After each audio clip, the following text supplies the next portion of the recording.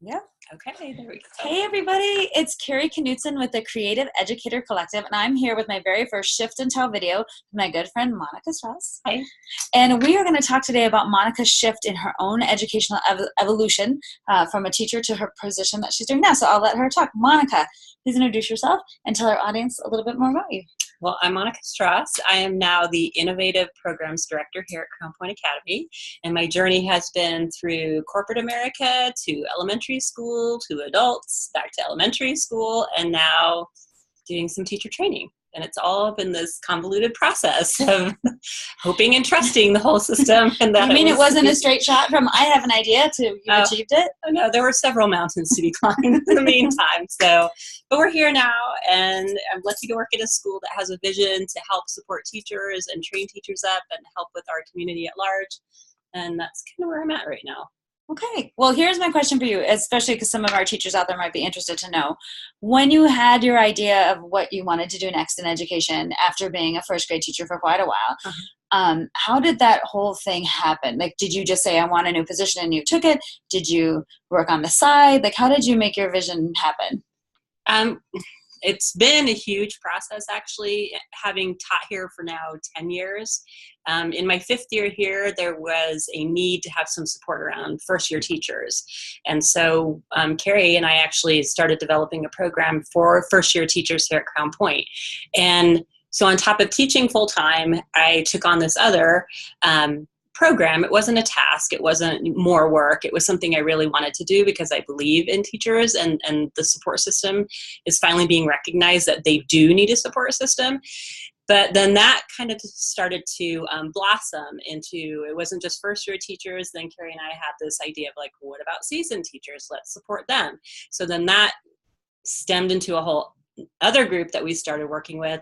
And then the administration, our directors here, said, well, hey, how would you like to run the induction program then too? So again, on top of full-time teaching first grade and then running these programs, it was a 5-year process of helping and guiding our directors to kind of see that this is something that's really valid. It's a true need in the education community, and working with Carrie has just helped morph that and create it for the needs particular to our teachers. And since our director kind of said, well, this is a true need, it's actually a selling point for him now when he's recruiting new teachers or in our conversations with CDE, because part of my new position is developing a teacher training program right here at our school. And so mine is a position still in evolution, but it wasn't, I'll do this and you can pay me for it, or this is just more work for me. It was a vision and a need and really a passion of something that I held deep and was willing to show others that it is a gift we can give teachers. And that's kind of why I've stuck with climbing the mountain. That's a great metaphor. I can see the summit always. But yes, you've been climbing. And that's a 5-year climb from an ideation to actualization. And even it's not been planned, really. It's been a crooked kind of road with what the needs are, what the availability is. But what I love what Monica said, what you just said, was about how it wasn't like, here's another thing I'm going to do. It's a thing I want to do, and I want to innovate where I have the opportunity. And it took a long time, and now you're at the next kind of part of the mountain. You're ready for the next climb. Oh yeah, because we did plateau for a little while. Right. But even now, I mean, just in the few weeks that I've been in this position, it's shifted again. And so instead of taking the information CDE gave us, which was a real learning process, and saying, well, you guys, there's not the need for another, teacher training program out there, looking at it more of a residential model. And so they gave us information, and for me it wasn't like, oh great, now we've just been refused or rejected, to, well, let's take a different path. How can we innovate? How can we create and make it something our own and find our own niche and do it? And that's been pretty exciting, actually. Yeah. So starting all over again, even in my new position. It's always metamorphosizing here. Yeah. Well, before we go from our little shift into, I want Monica, do you mind sharing one thing about your kind of shift process in education from a classroom teacher to now our innovative programs director?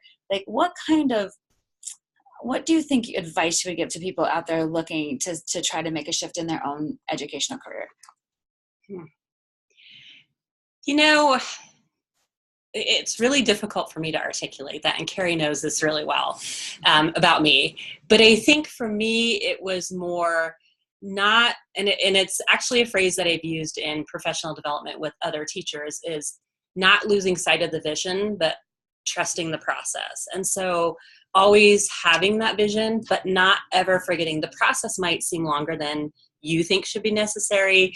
And it may be a process that takes you in a completely different route. It may be telling you it's time for me to step away because there's something else that's so much more exciting out there for me to venture in.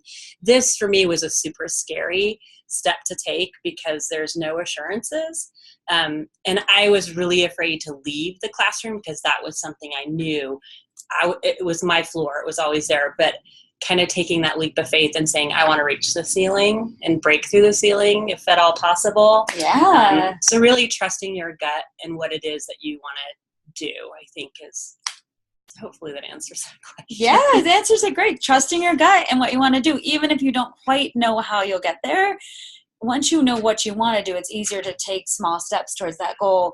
They will lead you in crazy directions, but the part of why we're doing the Creative Educator Collective is to talk and highlight educators who are taking risks, and both not only they're inside their institutions, but outside the institution, and also people who are trying to innovate in ways that haven't been done before. And that's why I wanted to highlight Monica as someone who's doing that.